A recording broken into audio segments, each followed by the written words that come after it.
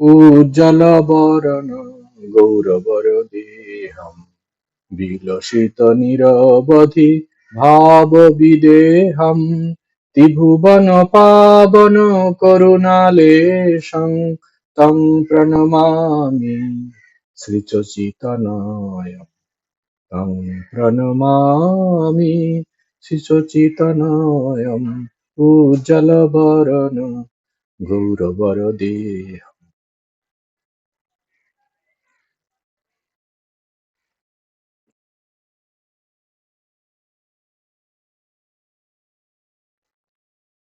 চৈতন্যদেবের সম্বন্ধে স্বামী বিবেকানন্দজি বলছেন, আমি এখন এই আর্যাবর্ত নিবাসী ভগবান শ্রী চৈতন্যের বিষয়ে কিছু বলে এই বক্তৃতা শেষ করব। তিনি গোপীদের প্রেম ও উন্মত্ত ভাবের আদর্শ ছিলেন। চৈতন্যদেব স্বয়ং একজন ব্রাহ্মণ ছিলেন। তখনকার এক খুব পণ্ডিত বংশে তার জন্ম। তিনি ন্যায়ের অধ্যাপক হয়, অবলীলায় তর্ক যুদ্ধে লোককে পরাস্ত করতেন। এটি তিনি অতি বাল্য অবস্থা হতে জীবনের উচ্চ আদর্শ বলে মনে করতেন। কোন মহাজনের কৃপায় এই ব্যক্তির সারা জীবন পরিবর্তন হয়ে গেল। তখন তিনি বাদ বিবাদ, তর্ক ন্যায়ের অধ্যাপনা সব পরিত্যাগ করলেন। জগতে যত বড় বড় ভক্তি আচার্য এসেছেন, এই প্রেম উন্মত্ত চৈতন্য তাদের অন্যতম। তার ভক্তির তরঙ্গ বঙ্গদেশে প্রবাহিত হয়ে সকলের প্রাণে শান্তি দিল। তার প্রেমের সীমা ছিল না। সাধু পাপী, হিন্দু মুসলমান, পবিত্র অপবিত্র, বেশ্যা পতিত, সকলকেই তার প্রেমের, সকলেই ছিল তারই প্রেমের ভাগীদার। সকলকেই তিনি দয়া করতেন। যদিও তৎপ্রবর্তিত সম্প্রদায় ঘোরতর অবনতির প্রাপ্ত হয়েছে, যেমন কালের প্রভাবে সব অবনতি প্রাপ্ত হয়ে থাকে, তথাপি আজ পর্যন্ত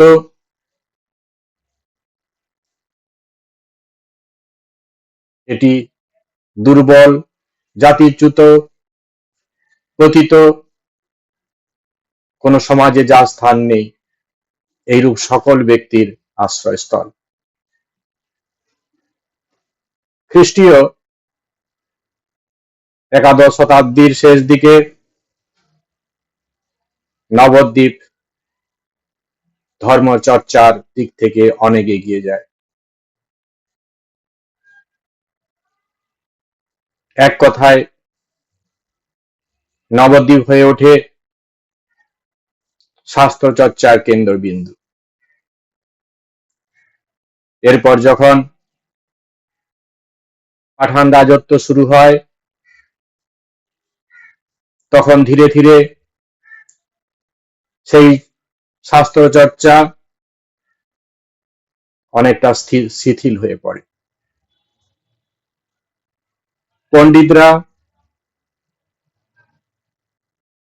শাস্ত্র চর্চাকে উপার্জনের মাধ্যম হিসাবে গ্রহণ করে। শুধু তাই নয়,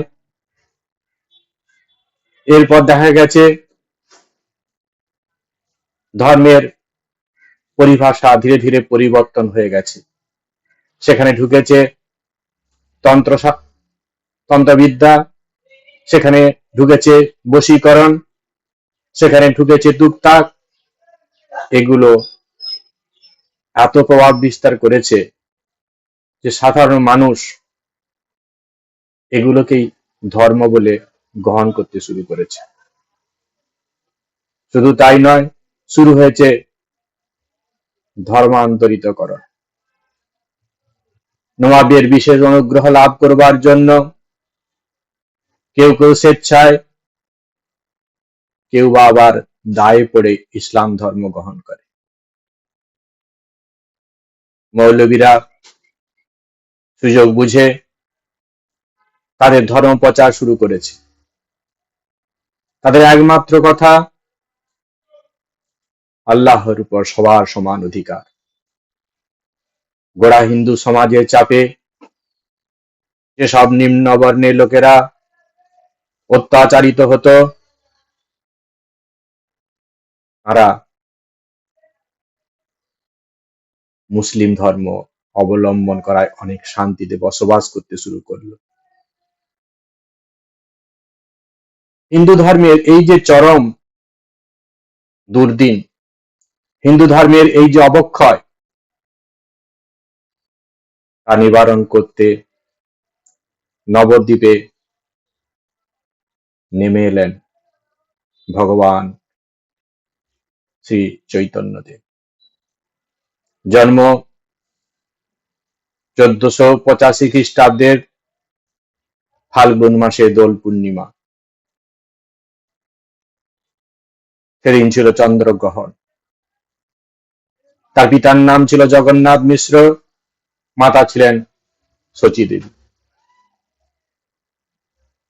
তাদের প্রথম পুত্র বিশ্বরূপ 16 বছর বয়সে সন্ন্যাসী হয়ে গৃহত্যাগ করেন।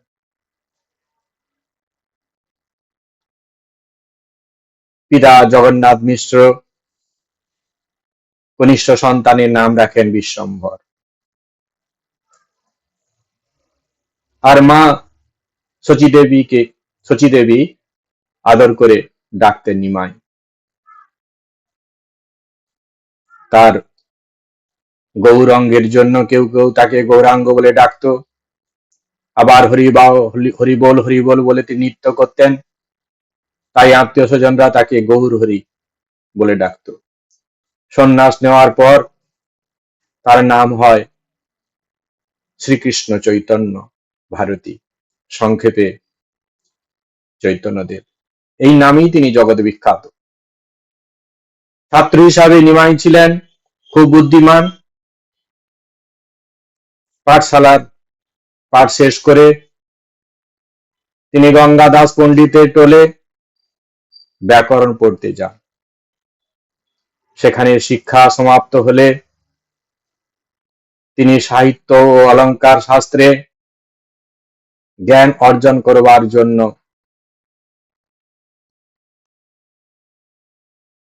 শাস্ত্রের অধ্যয়নের জন্য অধ্যাপক মহেশ্বর বিশারদের টোলে ভর্তি হন।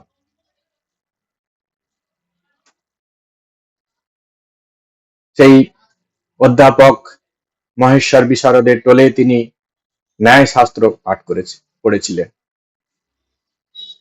টোলের পাঠ শেষ হলে ছাত্রদের ব্যাকরণ শিক্ষা দিতেন। তার তীব্র মেধাশক্তি ছিল, সেই কারণে তিনি অল্প বয়সে খুব খ্যাতি অর্জন করেন। তিনি অধ্যাপনার কাজও করেছেন টোলে। ন্যায়ের উপর বড় বড় পণ্ডিতরা তার সঙ্গে যুদ্ধে পরাস্ত হতো। তাই গুণী সমাজে নিমাই পণ্ডিত খুব প্রসিদ্ধ ছিলেন। তার বয়স যখন 11 বছর, তখন পিতৃবিয়োগ ঘটে। এরপর 16 বছর বয়সে তিনি দ্বার পরিগ্রহ করেন। সেই সময় কেউ যদি নিমাই পণ্ডিতের সঙ্গে ভাগবত প্রসঙ্গ করতেন, তিনি ন্যায় কিংবা তর্কশাস্ত্র অবলম্বন করে বিচার বিতর্কের আহ্বান করতেন। এই ভগবানের কথায় তিনি কান দিতেন না। এরপর নবদ্বীপে এক প্রবীণ ঈশ্বর প্রেমিক সন্ন্যাসীর শুভাগমন ঘটেছে, নাম ঈশ্বরপুরীজি। এই ঈশ্বরপুরীজি তার জীবনে এক নূতন অধ্যায়ের সৃষ্টি করেছে। পাণ্ডিত্যের অভিমান, তর্ক বিচার, নাম যশের আকর্ষণ সব কোথায় হারিয়ে গেছে। এরপর আরেক নূতন অধ্যায় শুরু হয়েছে, যখন নিমাই পণ্ডিত গেছেন পিতৃপুরুষের উদ্দেশ্যে পিণ্ডদানের জন্য গয়াধাম। সেখানে বিষ্ণু পাদপদ্ম স্পর্শ করার সঙ্গে সঙ্গে তাঁর ভেতর থেকে সমস্ত তর্ক বিচার যেন নিমেষের মধ্যে কোথায় চলে গেল। চোখের জলে তিনি ভাসতে লাগলেন। এতকাল নিত্য বস্তু ছেড়ে অনিত্য বস্তুর পেছনে যে তিনি সময় কাটিয়েছেন, সেই কারণে তার মনে তীব্র অনুশোচনা উপস্থিত হল। এই সময় ঈশ্বরপুরীজি গয়াতে বাস করতেন। নিমাই তার কাছে কৃষ্ণ মন্ত্রে দীক্ষিত হলেন। আজকে নিমাই কিন্তু এক নূতন মানুষ, আধ্যাত্ম দৃষ্টি লাভ করেছেন এবং দেশ বিদেশে ভ্রমণের সঙ্গে সঙ্গে তার মনে অনেক অভিজ্ঞতা হয়েছে। তিনি অনেক অভিজ্ঞতা অর্জন করেছেন। সমাজের দুরাবস্থা তাকে অত্যন্ত ব্যথিত করছে, সাধারণ মানুষের দুঃখ কষ্ট তাকে ব্যথিত করছে। তিনি গৃহে প্রত্যাবর্তন করে আগের মতো টোলে আর পড়াতে পারছেন না। গৃহকর্মেও মন নেই, সব সময় কৃষ্ণ নামে মাতোয়ারা থাকেন। অসহায় মানুষগুলোর আর্তনাদ তাকে আরো ভাবুক করে তুলল। কলিতে অন্নগত প্রাণ, সাধারণ মানুষের পক্ষে ধ্যান, প্রাণায়াম ইত্যাদি যৌগিক ক্রিয়ার মতো উচ্চ সাধনাগুলি তাদের পক্ষে কোনোভাবেই করা সম্ভব নয়। কারণ এগুলি করার জন্য মন ও মানসিকতার যে ধরনের অবস্থা থাকা উচিত, সাধারণ জীবের সে অবস্থা নেই। সকাল থেকে সন্ধ্যা পর্যন্ত তাকে পেটের জোগাড় করার জন্য ব্যস্ত থাকতে হয়। এই রকম জীবকে কিভাবে আধ্যাত্মিকভাবে ভাবিত করা যাবে, কিভাবে তাদেরকে জীবনের শাশ্বত সত্যকে বোঝানো যাবে, এই চিন্তাতে নিমাই একেবারে শোকাতুর হয়ে উঠলেন। অবশেষে তার চিন্তা কিছুটা লাঘব হলো। তিনি সেই গোলকের পবিত্র নাম, যে নাম কিনা মহেশ্বর শ্রী পঞ্চমুখে জপ করেন, যে নাম কিনা ব্রহ্মা চতুর্মুখে জপ করেন, যে নাম নারদ বিনা যন্ত্রে অবিরাম জপ করতে থাকেন, গোপীরাও জানতে পেরেছিলেন যে নাম, যা কিনা গোপীরা গোপনে জপ করতেন, সেই পবিত্র হরিনামকে তিনি সবার মধ্যে প্রচার করতে চাইলেন। শত কর্মব্যস্ততার মধ্যেও, সমস্ত রকম দৈনন্দিন সমস্যার মধ্যেও এই মধুর হরিনাম জপ করে অতি সাধারণ মানুষ পর্যন্ত সহজেই এই ভব সমুদ্রকে পার হয়ে যেতে পারে। শুরু হলো নগর কীর্তন, তার অনুরাগীরা দলে দলে এই নগর কীর্তনে যোগ দিলেন। এলো জবন হরিদাস, এলো নিত্যানন্দ প্রভু, দেশ জুড়ে হরিনামের ঢেউ উঠেছে। চারিদিকে হরিনাম সংকীর্তন শুনে ভগবানের ভক্তগণের আনন্দের সীমা পরিসীমা থাকলো না। কিন্তু যিনি জগৎ সংসারকে আলো দেখাতে এসেছেন, তার তো শুধু মেডিসিন দিয়ে ঠিক থাকলে চলবে না। রোগীর শরীরে সে মেডিসিনের প্রভাব কাজ করছে কিনা উত্তম বৈদ্য সে দিকটিও লক্ষ্য রাখে। নিমাই চন্দ্র দেখলেন সাধারণ মানুষ ভগবানের নাম করে বটে, কিন্তু ভগবানের প্রতি তাদের কোনো অনুরাগ নেই। অধিকাংশ মানুষের অন্তরে বিষয়ের ভোগের ইচ্ছা, কাম কাঞ্চনের তীব্র আসক্তি। কীর্তনে তাদের চোখে অশ্রু ঝরে বটে, প্রেমে তারা গড়াগড়ি দেয়, এ কথাও সত্য। কিছুটা তারা ভাবুক হয়ে পড়ে, এটিও সত্য। কিন্তু অনধিকারী হওয়ার কারণে তারা প্রায় সবাই সেই উচ্চ অবস্থা থেকে, সেই উচ্চ ভাব থেকে আবার অতি সাধারণ ভূমিতে নেমে এসে নিম্ন থেকে নিম্নতর ভোগ বাসনা চরিতার্থ করবার জন্য পূর্ব অপেক্ষা আরো ব্যাকুল হয়ে সে ইন্দ্রিয় ভোগ্য জিনিসগুলোকে নিয়ে থাকে, যার পরিণাম হচ্ছে আরো অধোগতি। মানুষ আরো অধোগতি প্রাপ্ত হচ্ছে। তাই এবার ভবরোগ বৈদ্য নিমাই কিন্তু ঠিক থাকলেন না। তিনি সাধারণ মানুষের অন্তর থেকে এই প্রবল ভোগ বাসনা, এই প্রবল বিষয়াসক্তি সমূলে ধ্বংস করবার জন্য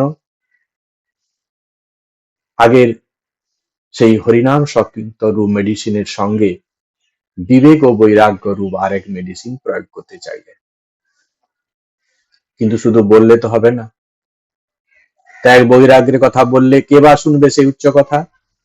যারা এতদিন ভোগ সর্বস্ব জীবন কাটাচ্ছিল, কোন মতে তারা হরিনাম সংকীর্তন তাদের জীবনধারার মধ্যে নিয়ে এসেছে এই মাত্র, তার উপর ত্যাগ বৈরাগ্য অনুশীলন, এ কখনোই সম্ভব না। মানুষের মনের গভীর গোপনে লুকিয়ে থাকা এই কথা বুঝতে পারলেন প্রভু নিমাই চন্দ্র। কি করে তারা বুঝবে যে শুধু হরিনাম সংকীর্তন যেখানে কোনো ত্যাগ বৈরাগ্যের ছোঁয়া নেই, তা কখনোই আধ্যাত্মিক পথের উন্নতির সহায়ক হতে পারে না, তা কখনোই ঈশ্বরের সান্নিধ্য এনে দিতে পারে না।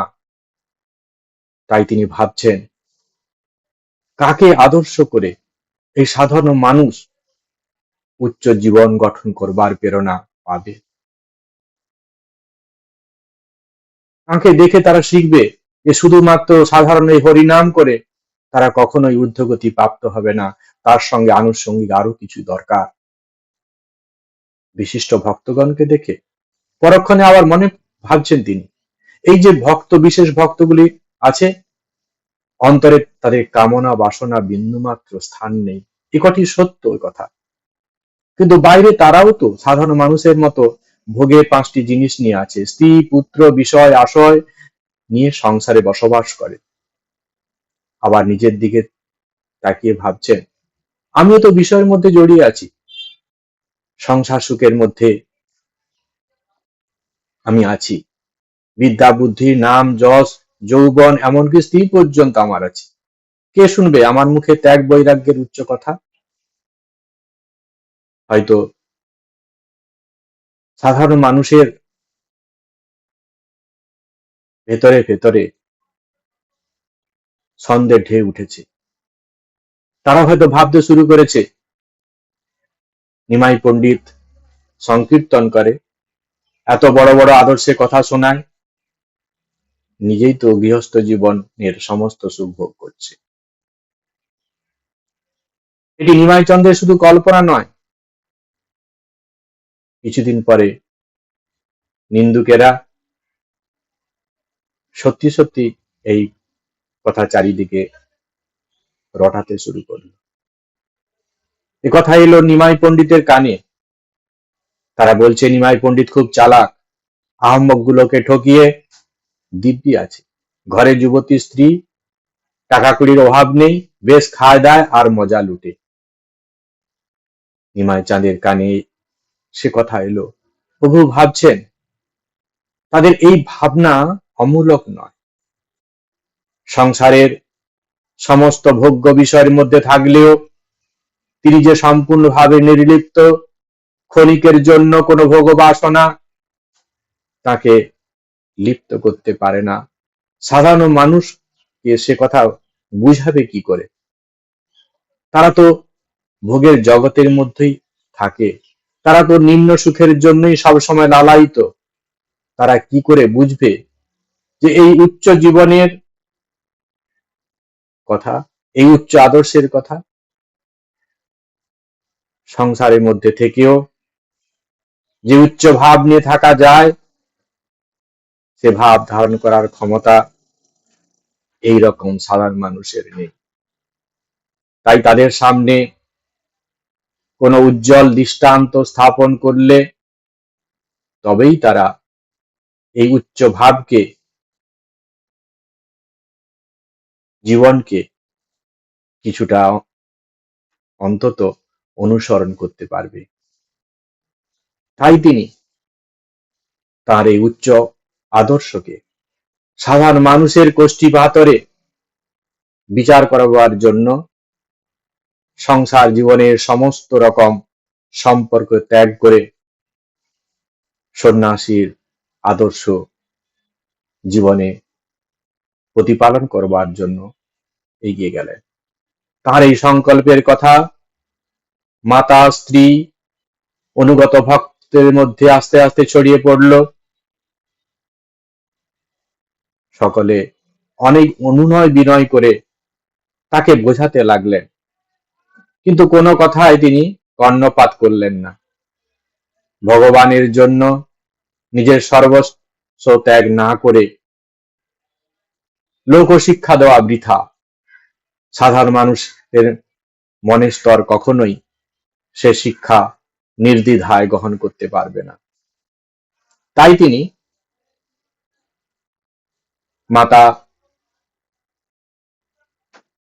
পত্নীর এবং কি ভক্তগণের দুঃখের কষ্টের কথা মনে ভাবে অনুভব করলেও ভোগাসক্ত জীবের দুঃখ দুর্দশার কথা ভেবে তিতাব জ্বালায় জর্জরিত জীবের মনের শান্তির বাড়ি ছড়িয়ে দেওয়ার জন্য প্রভুর সন্ন্যাস ব্রত গ্রহণ করবার জন্য দৃঢ় সংকল্প নিলেন এবং সেই সংকল্পে অটুট রইলেন। তিনি কাটোয়ার কেশব ভারতী মহারাজের কাছে সন্ন্যাস মন্ত্র গ্রহণ করলেন। সন্ন্যাসের পথ তার নাম হলো শ্রীকৃষ্ণ চৈতন্য মহাপ্রভু। এইভাবে সন্ন্যাস গ্রহণ করে চৈতন্য মহাপ্রভু ত্যাগ ও বৈরাগ্যের মূর্ত প্রতীক হয়ে শুধুমাত্র সাধারণ মানুষের কাছে নয়, ভারতীয় সংস্কৃতির কাছে এক উজ্জ্বল তারকা হয়ে রইলেন। তিনি তো একজন গুপ্ত সমাজ সংস্কারক। শুধু একটি দিকে লক্ষ্য করলে তো তার চলবে না। সমাজটিকে সমস্ত দিক থেকে সুন্দরভাবে গড়ে তোলার কথা তাকে ভাবতে হবে। তিনি দেখলেন শুধু ত্যাগ ও বৈরাগ্যের কথা শোনালে চলবে না। সাধারণ মানুষ দৈনন্দিন কাজকর্মের মধ্যে সর্বদা ব্যস্ত থাকে। তাই এই দৈনন্দিন কাজকর্মের মধ্যে থেকে, গৃহস্থ জীবনের মধ্যে থেকে কিভাবে নিজের জীবনকে আধ্যাত্মিকভাবে পূর্ণ করা রাখা যায়, ঈশ্বরের মনন করা যায়, তার জন্য তিনি ভাবনা চিন্তা করতে লাগলেন। সনাতন ধর্মের বিশেষত ভক্তি মার্গকে আরো সুদূর প্রসারী করতে আরো সুন্দরভাবে গড়ে তুলতে, যেমন একদিকে তিনি রূপ সনাতন, রঘুনাথ আদি ত্যাগী বৈরাগী গৌড়ীয় বৈষ্ণব সম্প্রদায় তৈরি করেছেন, তেমনি অন্যদিকে আবার গৃহী ভক্তদের দ্বারা অনুরূপ বৈষ্ণব সম্প্রদায়ের সৃষ্টি করে তাঁর এই প্রচার প্রসারকে আরো দৃঢ় করে তুলেছিলেন। কারণ তিনি অনুভব করলেন জগতে ত্যাগীর সংখ্যা অতি অল্প, অধিকাংশ মানুষই গৃহস্থ আশ্রমে বাস করে। সেই কারণে গৃহস্থ আশ্রমকে সুন্দরভাবে গড়ে তোলার কাজে তিনি মনোযোগী হয়ে উঠলেন, কারণ তিনি বুঝেছিলেন গৃহস্থ আশ্রমই অন্য তিনটি আশ্রমের একমাত্র আশ্রয়স্থল। কারণ গৃহস্থ আশ্রম থেকে ব্রহ্মচর্য আশ্রম, বানপ্রস্থ আশ্রম, সন্ন্যাস আশ্রম পরিপুষ্টি লাভ করে। গৃহস্থ জীবনের মধ্যে যদি চরিত্রবান, আদর্শবান, নীতিপরায়ণ পিতামাতা না থাকে, তাহলে কোনোভাবেই চরিত্রবান ধার্মিক পুত্রকন্যা উৎপন্ন হওয়া সম্ভব নয়। আর এই ধার্মিক সন্তানের যদি জন্ম না হয়, তাহলে সমাজকে শত চেষ্টা করেও এগিয়ে নিয়ে যাওয়া যাবে না। তাই তিনি এমন একজন মানুষকে খুঁজছিলেন, যিনি কিনা জীবনমুক্ত পুরুষ, উপলব্ধি চরম শিখরে অবস্থান করছেন, সংসারের কোনো ভোগ সুখ যাকে কোনোভাবেই বাঁধতে পারে না। সোজা কথায় বৈদিক ঋষির মতো যিনি সংসারের মধ্যে থেকেও নির্লিপ্ত ভাবে থাকতে পারবেন, জগতের কল্যাণের জন্য যিনি কেবল কর্তমাপী কর্ম করতে পারবেন। এই সময় তিনি তার এই কাজের জন্য যোগ্য ব্যক্তিরূপে পরম দয়াল অবধূত শ্রেষ্ঠ নিত্যানন্দ প্রভুকে তিনি মনোনীত করলেন, যাকে তিনি জ্যেষ্ঠ ভ্রাতার মতো সম্মান দিতেন। নিত্যানন্দ প্রভু প্রত্যেক বছরই রথযাত্রার সময় তিনি কি করতেন, গৌড়ীয় ভক্তগণের সঙ্গে নীলাচলে আসতেন এবং চৈতন্য মহাপ্রভুর সঙ্গে সঙ্গ করতেন, সঙ্গ করে ভক্তি রসামৃত পান করতেন। চৈতন্যদেব তাঁর কাছে সাধারণ জীবের এই দুর্দশার কথা বলতে লাগলেন। তারপর সেই গুরু দায়িত্বটি নিত্যানন্দ প্রভুকে নেওয়ার জন্য আকুতি জানালেন।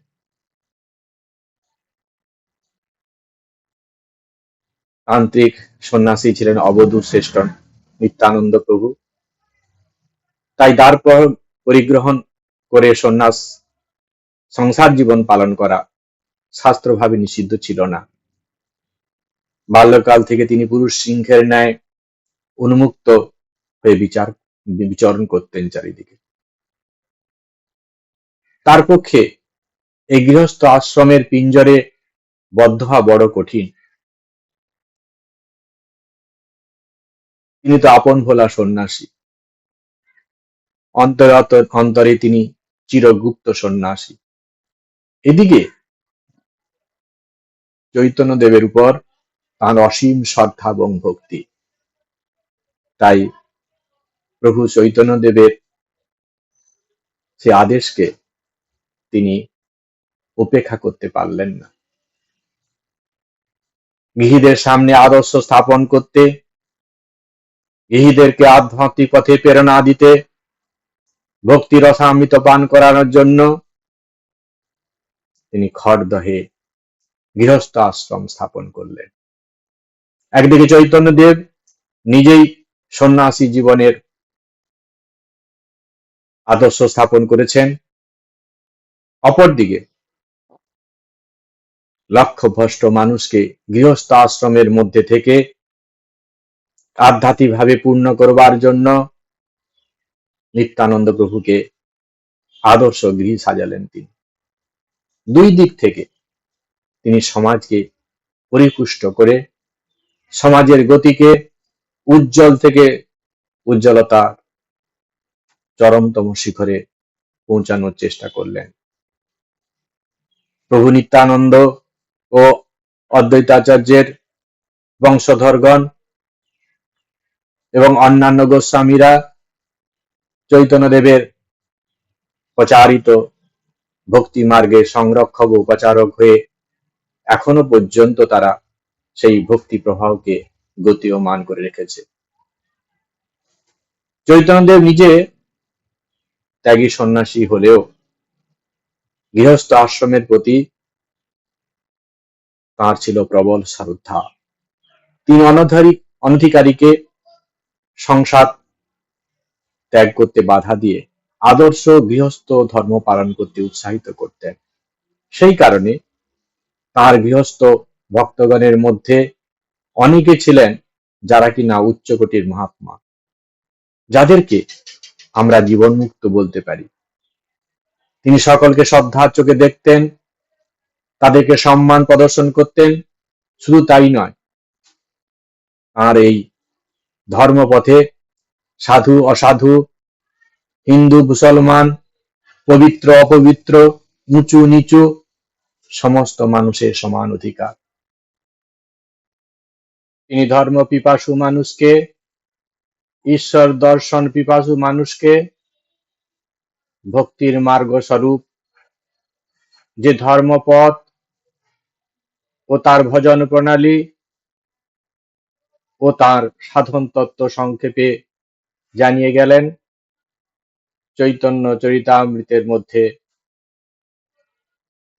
যাকে আমরা শিক্ষা অষ্টকম নামে অভিহিত করে থাকি। তা আজও ভগবানের প্রতি ভক্তের আকুলতার সব থেকে বড় নিদর্শন।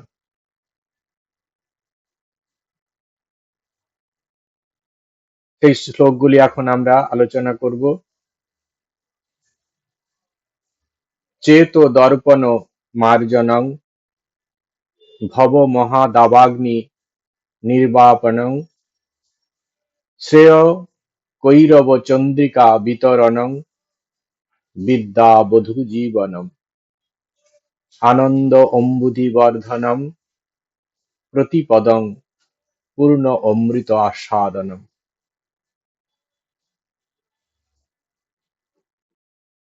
সর্বাত্ম স্নপনং পরং বিজয়তে শ্রীকৃষ্ণ সংকীর্তনম চেত দর্পণ মার্জনম। এই যে নাম সংকীর্তন, এতে কি হয়? চিত্তরূপ যে দর্পণটি আছে, সেই দর্পণের সমস্ত ময়লা পরিষ্কার হয়ে যায়। জনম জনমের অজ্ঞানতা, আমাদের সংস্কার আমাদের এই চিত্তের মধ্যে আছে। সেই চিত্তকে, সেই হৃদয়ের মধ্যে, সেই হৃদয়কে যেন দর্পণ বা আয়নার সঙ্গে তুলনা করা হচ্ছে।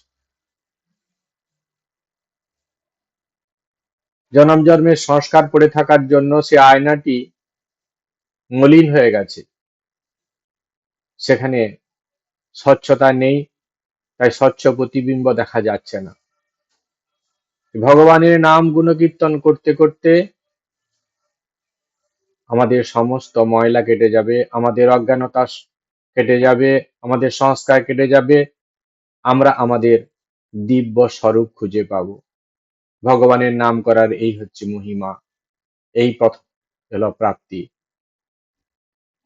দ্বিতীয় কি প্রাপ্তি? ভব মহা দাবাগ্নি নির্বাপন। এই যে সংসার দাবানল, জন্ম মৃত্যু ব্যাধি সমস্ত দুঃখ কষ্ট আমরা ভোগ করছি, ভগবানের নাম করলে সেই দুঃখ থেকে আমরা রেহাই পাবো, আমরা শান্তি পাবো। আর কি পাবো? শ্রেয় কৈরব চন্দ্রিকা বিতরণম। জীবের পরম মঙ্গল রূপ শ্বেত পদ্মকে প্রস্ফুটিত করার জন্য জ্যোৎস্না বিতরণ করে। কি বলতে চাচ্ছে এর মধ্য দিয়ে? যেমন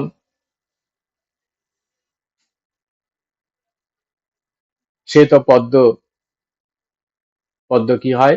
জ্যোৎস্নাতে চন্দ্রের কিরণে স্পস্ফুটিত হয়ে তার শোভা বর্ধন করে।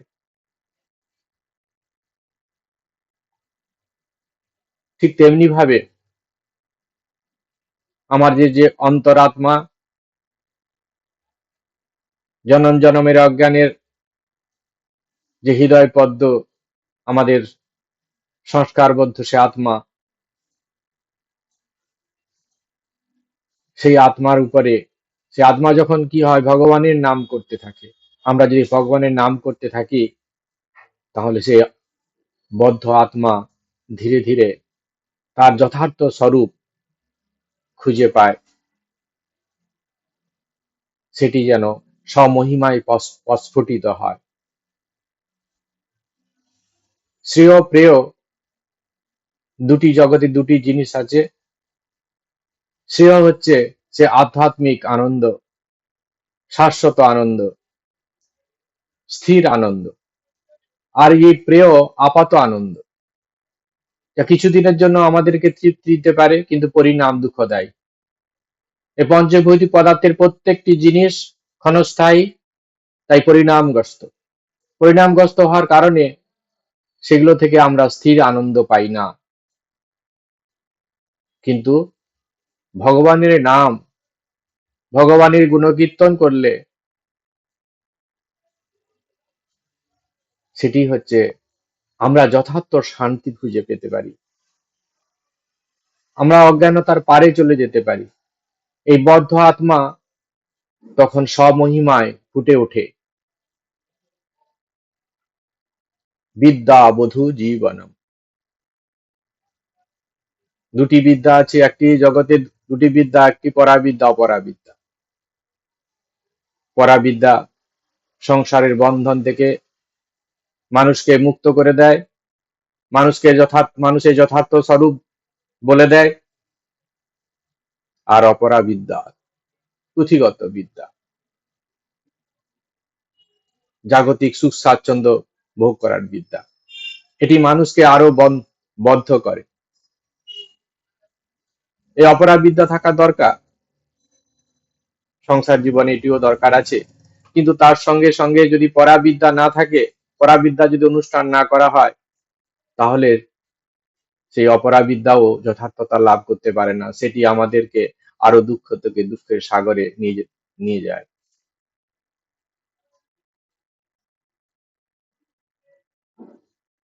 যখন আমরা সেই পরম জ্ঞানের অনুষ্ঠান করি, শাশ্বত জ্ঞান লাভ করার জন্য ভগবানের গুণকীর্তন করি, ভগবানের নাম করি, তখন সেটি যখন সেই আমাদের বধূ বলতে এখানে সেই জীব আত্মা, সংসার দশায় যে বদ্ধ আত্মা, সে যেন জীবন খুঁজে পায়।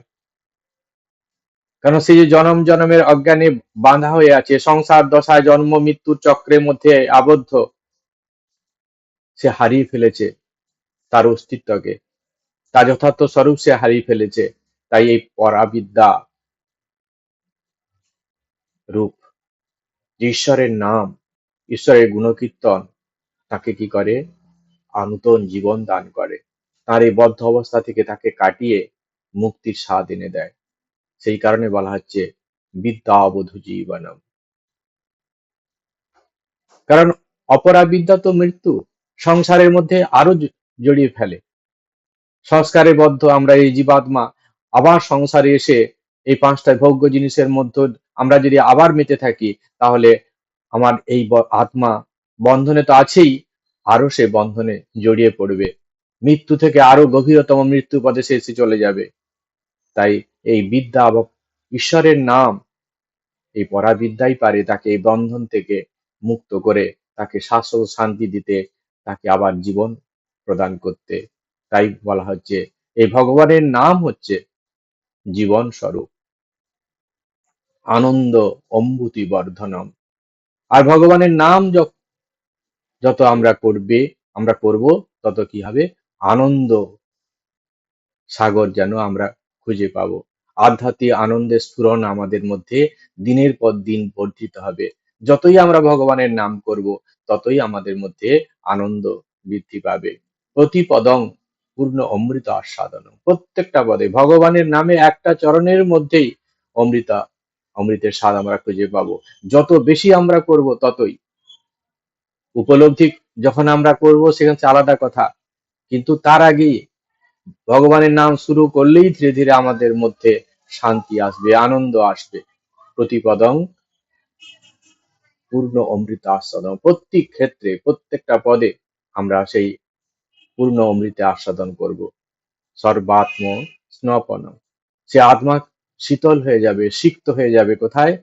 না সেই ভগবানের নাম করতে করতে তাতে শীতল হয়ে যাবে, শান্ত হয়ে যাবে। তার বদ্ধ অবস্থাকে কেটে তার মধ্যে আবার দিব্য ভাব ফুটে উঠে যাবে।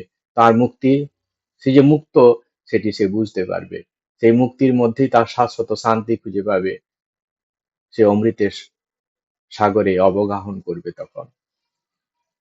পরং বিজয়তে শ্রীকৃষ্ণ সংকীর্তনম। এই শ্রীকৃষ্ণ নাম, ভগবানের নাম, তার এত শক্তি। সেই পরম বিজয়ীশীল শ্রীকৃষ্ণ নামগুলো একমাত্র আমাদের কাম্য। ভগবানের গুণকীর্তন করার এই মহিমা।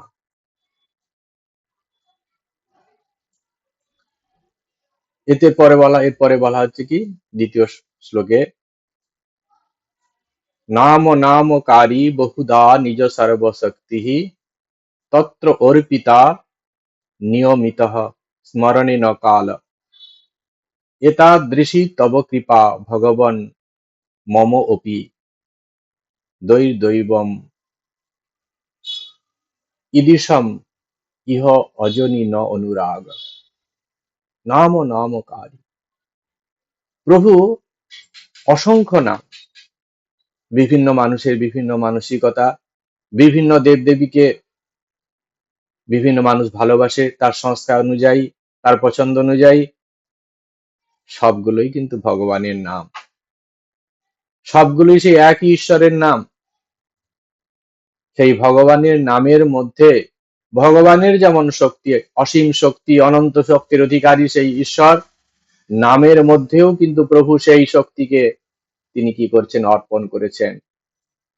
তাই নাম করলে আমরা সমস্ত বিপদ আপদ থেকে রক্ষা পেতে পারি, কারণ প্রভু নামের মধ্য দিয়ে আমাদেরকে রক্ষা করছেন। তার দর্শন পাওয়াও যা, আর তার নাম গুণ কীর্তন করাও যেন তাই হয়ে যাবে। নাম নামই অভেদ, এইরকম বিশ্বাস নিয়ে আমাদের নাম গুণ কীর্তন করতে হবে, তার নামকে তাকে ডাকতে হবে, তার কাছে প্রার্থনা করতে হবে। নিয়মিত স্মরণীন কাল। প্রভু আপনি কি করেছেন?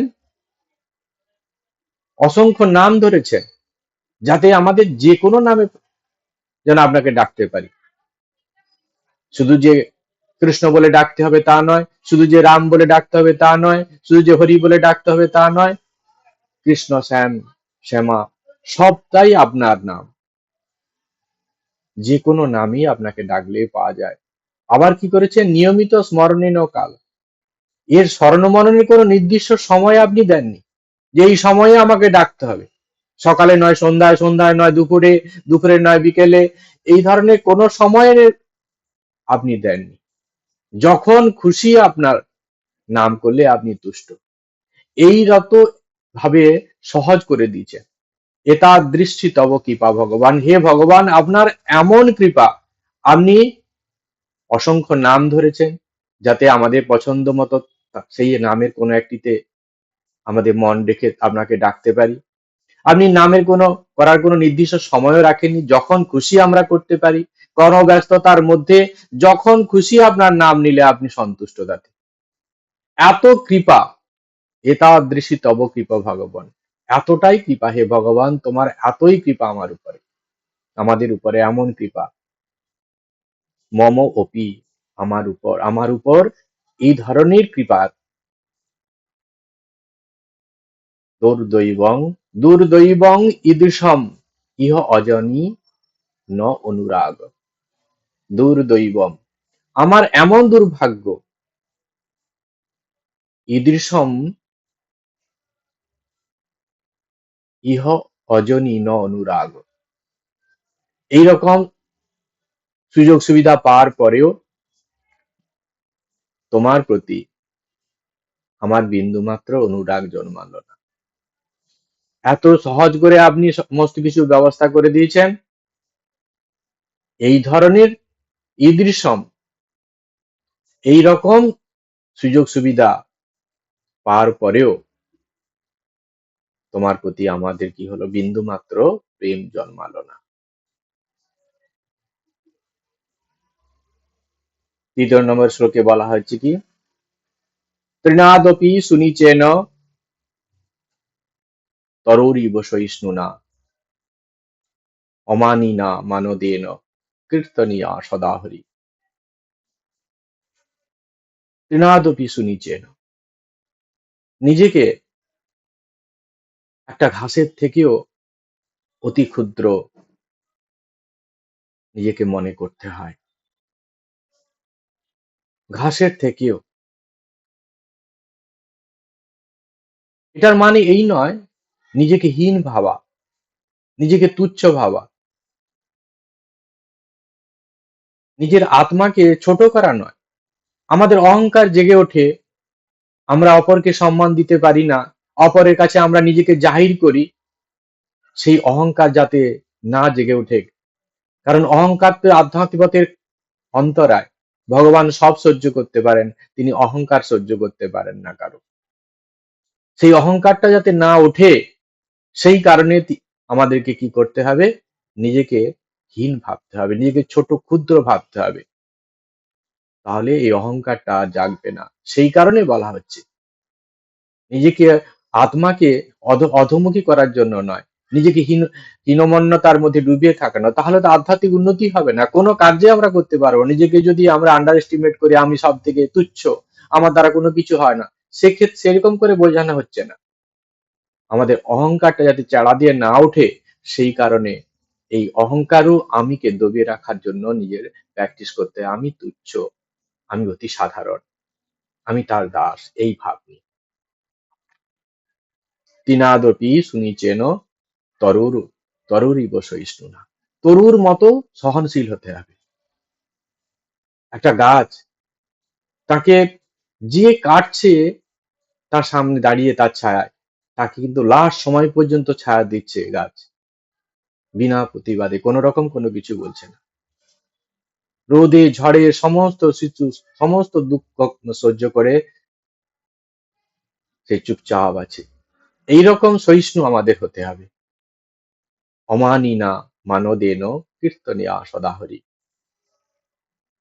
অমানিনা, অহংকার আমাদেরকে ত্যাগ করে সবার প্রতি আমাদের সম্মান প্রদর্শন করতে হবে।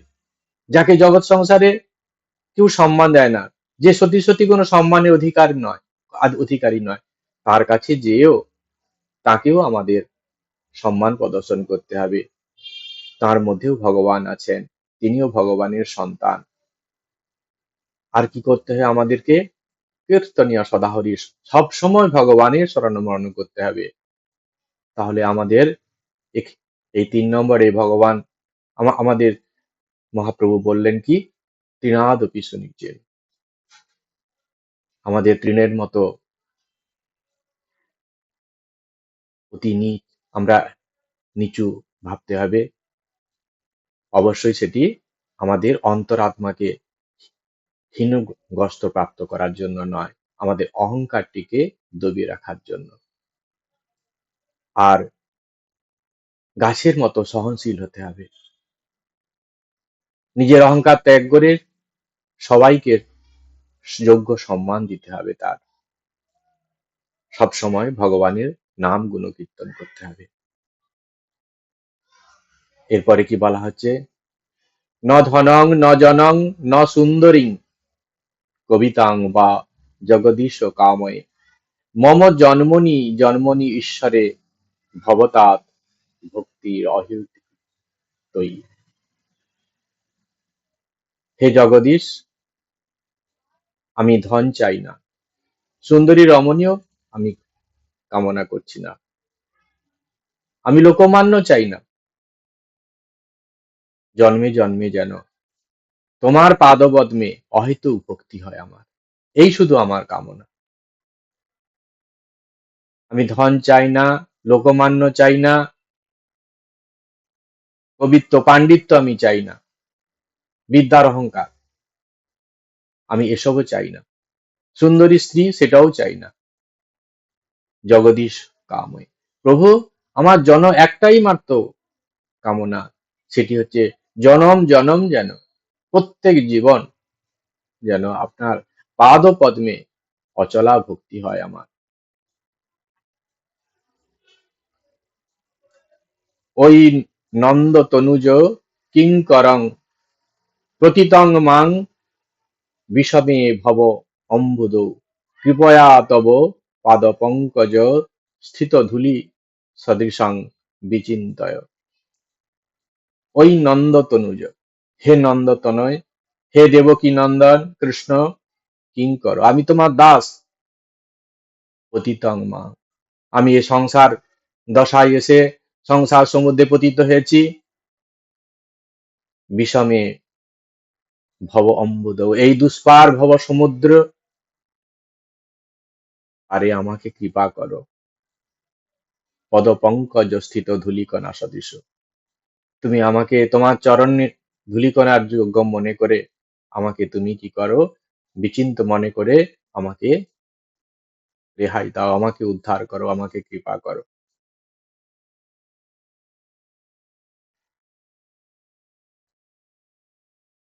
নয়নং গলদ অশ্রু ধারয়া, বদনং গদ গদ রুদ্ধয়া গিরা, পুলকই নিচিতং বপুঃ কদা তব নাম গ্রহণে ভবিষ্যতি। নয়নং চোখে কখন অঝোর নয়নে অশ্রু বিসর্জন হবে, আমার মুখমণ্ডল কখন বাষ্পরুদ্ধ হবে, শরীর রোমাঞ্চিত হবে তোমার নামে, কবে এরকম দিন আসবে, কবে আমার কি হবে? নয়নং চোখ গদগদ অশ্রুধারা বয় ধয়ে পড়বে, বদনং গদগদ রুদ্ধয়া রুদ্ধয়া গিরা, মুখমণ্ডল বাষ্পরুদ্ধ হয়ে যাবে, কথা বলতে পারবো না, ভাবে আমি কি করবো, মুহ্যমান হয়ে পড়বো, শুধু নয়ন দিয়ে অশ্রু বিসর্জিত হবে। কদা তব নাম ও গহনে ভবিষ্যতি, কখন তোমার নাম উচ্চারণ করতে করতে আমার শরীর কি হবে, পুলকই নিচিতং বপু, শরীর পুলকিত হবে, রোমাঞ্চিত হবে, কবে এরকম দিন হবে? যুগায়িতং নিমেষেণ চক্ষুষা আবিষায়িতং শূন্যায়িতং জগৎ সর্বং গোবিন্দ বিরহেণ মে। যুগায়িতং নিমেষ, চোখের পলক যেন একটা যুগ মনে হবে, দীর্ঘ সময় মনে হবে, কবে এরকম দিন আসবে? প্রিয়জনকে যখন আমরা ছেড়ে দেই তখন তার যে বিয়োগ, দূরে থাকাটা আমাদের কাছে মনে হয় দীর্ঘ সময় মনে হয়। প্রিয়জনের অদর্শন, ভগবানের প্রতি যদি এই প্রিয়ত্বের সম্পর্ক গড়ে ওঠে, ভগবানের অদর্শন, ভগবানকে না পাওয়া, সেটিকেও আমাদের মনে হবে দীর্ঘ সময়, দীর্ঘ যুগের মতো মনে হবে। সেই কারণে এখানে বলা হচ্ছে যুগায়িত নিমেষং, চোখের পলক, যুগায়িত নিমেষং, চোখের একটা পলক যেন একটা দীর্ঘ সময়, একটা যুগ যেন মনে হবে, কবে সেরকম আসবে। চক্ষুষা প্রাবিশায়িতম, চোখ থেকে অবিরাম অশ্রুধারা শুধু ঝরতে থাকবে। শূন্যায়িতং জগৎ সর্বম, হে প্রভু তোমাকে ছাড়া পৃথিবীতে সমস্ত কিছু অর্থই মনে হবে যেন শূন্য, আর কিছু নেই, কিছু দেখতে পাচ্ছি না, তোমাকে যখন দেখতে পাচ্ছি না আর কিছু নেই, এইরকম কবে দিন আসবে? গোবিন্দ বিরহে মে, তোমার তোমাকে না পেয়ে, তোমার বিরহে কবে এরকম আমার অবস্থা হবে? আশ্লিষ্ট বা পাদরতাং পিনষ্টু মাম অদর্শনাৎ মর্মাহতং করতু বা, যথা তদা বা বিদধাতু লম্পট মৎপ্রাণো নাথস্তু স এব না না পর। আশ্লিষ আশ্লিষ্য বা পাদরতাং পিনষ্টু মাম। আমাকে আলিঙ্গন করো, আমাকে দিয়ে আলিঙ্গন করে আনন্দ দাও, অথবা পায়ে পিষে আমাকে দোলে দাও। অদর্শনাদ মর্মাহত করো তুবা, দেখা না দিয়ে আমাকে বিরহ ব্যথার মধ্যে দগ্ধ করো। যথা তথা বা বিদধাতু লম্পট, হে ইচ্ছাময়, আমার সাথে যে আচরণই করো না কেন, মত প্রাণ হস্তু স এব না পরা, তুমি আমার একমাত্র প্রাণনাথ, অন্য কেউ নয়। তিনি আমাকে কষ্ট দিন, দুঃখ দিন, আনন্দ দিন, আমাকে দর্শন দিন, না দর্শন দিন, আমাকে আলিঙ্গন করুন অথবা বিরহ ব্যথার মধ্যে জর্জরিত করুন, আমাকে পায়ে দোলে পিষণ তিনি করুন, তবুও তিনি আমার প্রাণনাথ। এই রকম ভগবান আমাকে দেখা দিন না দিন, আমি সব সময় ভগবানের প্রতি, ভগবানকে আমি ডাকবো, তার জন্য ব্যাকুল হয়ে থাকবো। এই হবে ঠিক ঠিক ভালোবাসা, ভগবানের প্রতি ঠিক ঠিক প্রেম। ঠিক এই রকম ভাব নিয়ে আমাদেরকে ভগবানকে ডাকতে হবে। প্রভু, সেই গৌরাঙ্গ মহাপ্রভু শ্রী চৈতন্য দেব, তিনি যেমন ঈশ্বর ভাবে ভাবিত হয়ে ভগবানের গুণকীর্তন করেছেন, আমাদেরকেও সেই পথে তিনি নিয়ে যাওয়ার জন্য তিনি এই ভাবে শিক্ষা দিচ্ছেন ভগবানের জন্য কিভাবে ব্যাকুল হতে হয়। তিনি যে নাম প্রচার করলেন, হরে কৃষ্ণ কৃষ্ণ কৃষ্ণ হরে হরে, হরে রাম রাম রাম হরে হরে। তিনি সর্বসাধারণের মধ্যে ভগবানের এই 16 নাম 32 অক্ষর সর্বদা কীর্তন ও প্রচার করতেন। তিনি এই যে নাম প্রচার করলেন, তা আজও মানুষকে নিমেষের মধ্যে ভাবে আপ্লুত করে দেয়। যিনি জীবের দুঃখে কাতর হয়ে প্রেম বিতরণ করেছেন, যিনি মার খেয়ে প্রেম বিতরণ করেছেন, যিনি হরি হয়ে হরি বলে অশ্রু বিসর্জন করেছেন, যিনি নিজে হরি হয়ে হরিকে কিভাবে ডাকতে হয় তাই মোহমুগ্ধ পাপী জীবকে শিখিয়ে গেছেন, যিনি অন্তরে কৃষ্ণ ও বাইরে রাধা ভাব নিয়ে সারা জীবন কৃষ্ণ বিরহে অশ্রু বিসর্জন করে অস্থি চর্ম সার হয়েছেন, যিনি পাপী তাপী হিন্দু মুসলমান মুচি মেথর সবাইকে কোল দিয়ে ভারতের জাতীয় সংস্কৃতির যে ছন্দ, বেদান্তের যে মূল সুর, সেটিকে তিনি কি করেছেন, এক হরিনামের মন্ত্রে পুনঃ প্রতিষ্ঠিত করে গেছেন। তাই শুধু শুধু সেটি নয়, এই হরিনামের মতো অতি সহজ সাধনা প্রচার করে বাংলা সাহিত্যের ইতিহাসে উজ্জ্বল তারকা হয়ে যুগ যুগ ধরে বাণী রূপে তিনি বিরাজ করবেন, বাণী রূপে মূরতি ধরি তিনি বিরাজ করবেন। সেই মহান মানবের চরণ কমলে আমাদের প্রার্থনা, প্রভু, তুমি যেমন কৃষ্ণ বিরহে ভাবাতুর হতে জগতে সবকিছু শূন্যময় মনে হতো তোমার কাছে, আমরা যেন এই অনিত্য সংসারের বিষয়গুলোকে ভুলে তোমার দর্শনের আশায় জীবন কাটাতে পারি। কারণ প্রভু, তুমি রাম, তুমি কৃষ্ণ, তুমি বুদ্ধ, যুগে যুগে তুমি কৃষ্ণ কালী শ্যামা শ্যাম সেজে অজ্ঞানের অন্ধকারে ডুবে থাকা মানুষকে পরিত্রাণ করতে আসো। এবার এসে সেকালে সেই হরে নাম হরে নাম ইব কেবলম কলৌ নাস্তেব্য নাস্তেব্য নাস্তেব্য গতির নাথা। এই কলিযুগে কোনো কঠিন তপস্যা বা যাগযজ্ঞের প্রয়োজন নেই, একমাত্র ঈশ্বর নাম করলেই মানুষ ভবসিন্ধু পার হয়ে সহজেই তার চিরাচরিত ধামে যেতে পারে, ঈশ্বরের সান্নিধ্য লাভ করতে পারবে। আজকে এই পর্যন্ত, ভালো থাকুন, আনন্দে থাকুন। ওম শান্তি শান্তি শান্তি, হরি ওম তৎসৎ। শ্রীরামকৃষ্ণার্পণমস্তু।